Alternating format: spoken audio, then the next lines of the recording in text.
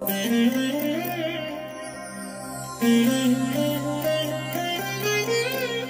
దినం పరము నుండి దిగివచ్చు మాట. ఇది నీ జీవితానికి వెలుగుల బాట. నీ ఒడిలో ఉంచబడిన దీవెనల మూట, అద్భుతాల ఆనంద ఊట.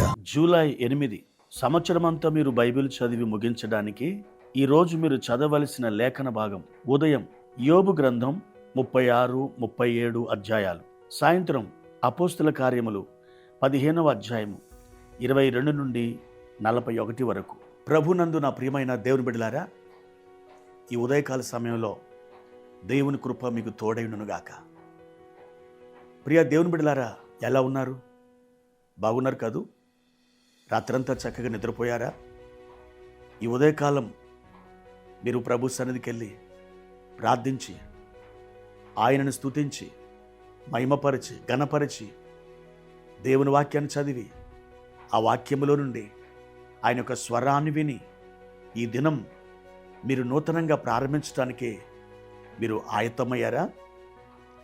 ఒకవేళ దేవుని సన్నిధానములో ఈ విధంగా మీరు చేయనట్లయితే ఒక్కసారి ప్రభు సన్నిధిలో మీరు మోకాలు వేసి ప్రార్థన చేసి దేవుని వాక్యాన్ని పఠించి ఆయన స్వరాన్ని విని మీ పనులు ప్రారంభించండి. ఈ దినాన్ని మీరు మొదలు పెట్టండి. ఈరోజు సాయంకాలం మీ పడకల మీదకి వెళ్ళేసరికి దేవుని యొక్క కృప అద్భుతంగా మీరు అనుభవిస్తారు. ఆయన యొక్క సహాయాన్ని మీరు ఆశ్చర్యకరంగా పొంది తీరుతారు. మీకు మేలు చేయడానికి దేవుడు కొంతమంది వ్యక్తులని వాడుకుంటాడు. వారు ఏమాత్రం కూడా మీకు సహాయం చేస్తారని వారైనా ఊహించరు, మీరైనా ఊహించరు. ఎందుకంటే దేవుడు ఎప్పుడు ఎవరిని ఎక్కడ ఎలా మీ కొరకైనా వాడుకుంటాడో ఎవరికి తెలియదు. దేవుని దృష్టిలో మీరున్నారు కనుక మీ పనులు, మీ కార్యములు అద్భుతంగా సఫలమవుతాయి. ప్రభు మీద మీరు విశ్వాసం ఉంచండి, నిరీక్షణ కలిగి ఉండండి. దేవుడు చేసే ఆ మేలుల కొరకు కనిపెట్టుకోండి.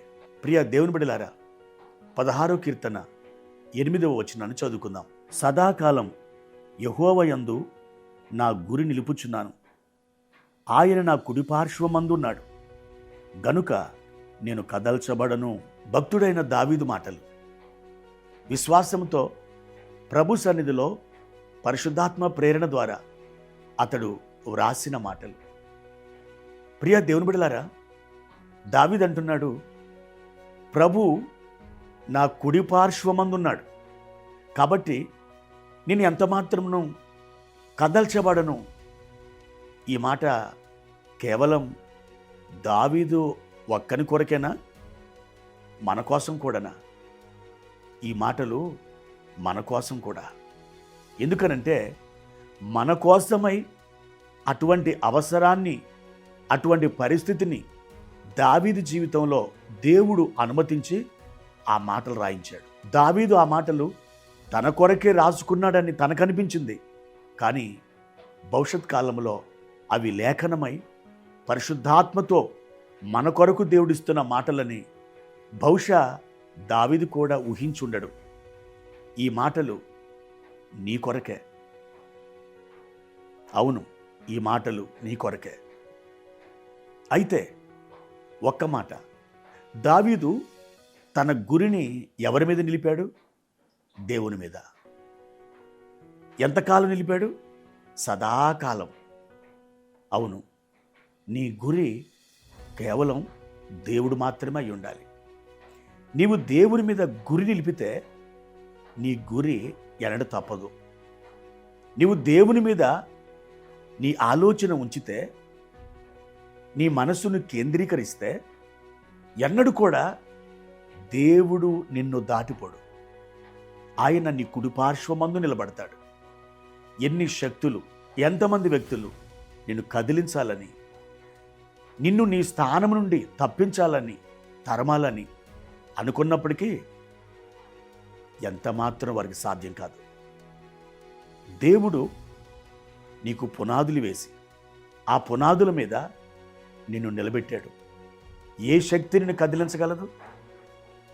ఏ మనిషి నిన్ను నీ స్థానం నుండి తప్పించగలడు? ప్రియ దేవుని బిడ్డ, కంగారు పడకు. దేవుడు నీతో వస్తున్నాడు. దేవుడిని చేయి పట్టుకొని ఉన్నాడు. నీకు జయ జీవితాన్ని ఇవ్వడానికి ఇష్టపడుతున్నాడు. తన పిల్లలు ఎన్నడూ కూడా ఓడిపోవడానికి ఆయన ఇష్టపడడం లేదు. ఆయన నీతో ఉండి గొప్ప విజయాన్ని ఇవ్వడానికి ఆయన ఇష్టం కలిగి ఉన్నాడు. ఈ ఉదయకాల సమయంలో ప్రియ సహోదరి సహోదరుడా, నీ దేవుడు నీతో ఉండి ఘనమైన విజయాలు నీకు ఇవ్వడానికి ఆయన ఒక ప్లాన్ కలిగి ఉన్నాడు. కాబట్టి ఈ దినమున ప్రభువుని నువ్వు స్తుతించు. 16వ కీర్తన 8వ వచనం, ఈరోజు నీ వాగ్దానముగా నువ్వు తీసుకొని నీవు నమ్మి నిరీక్షణతో ప్రభువుని ఆరాధించు, గణపరచు. నా కీడమా, నా బలమా, నా ఆశ్రయ శృంగమా, నేను ఎన్నడూ కదల్చబడను, నీవు నా కుడిపార్శ్వమున ఉన్నావు అని చెప్పి ప్రభువుని మహిమపరచు. నిశ్చయముగా దేవుడు అద్భుతాలు జరిగిస్తాడు. నీవు గొప్ప విజయాలతో నింపబడతావు. నీ ఓటమి విజయముగాను, నీ కంగారు స్థిరమైన కోటగాను, నీ ఆందోళన, నీ చింత అద్భుతమైనటువంటి నిరీక్షణగాను మారుతుంది. దేవుడు ఒక విజయాన్ని ఇవ్వడానికి ఇష్టపడుతున్నాడు. ఆ విజయం కొరకు ఇప్పటి నుండి ఎదురుచూడు, పొందుకో, తీసుకో, అనుభవించు. గొంతెత్తి దేవుణ్ణి స్తుతించు. అట్టి కృప దేవుడు నీకు దయచేస్తాడు. ప్రార్థన. పరిశుద్ధుడా, ప్రేమ కలిగిన తండ్రి, ఈ ఉదయకాల సమయంలో మీరు మా యొద్దకు తీసుకొచ్చిన అద్భుతమైనటువంటి మాట కొరకు వందనాలు అయ్యా. ఈ ఉదయం మేము మిమ్మల్ని స్తుతిస్తున్నాం. మా గురి నీ అందే నిలుపుచున్నాం ప్రభా. మా స్థానం నుండి ఎవరు కూడా మమ్మల్ని కదిలించలేరు.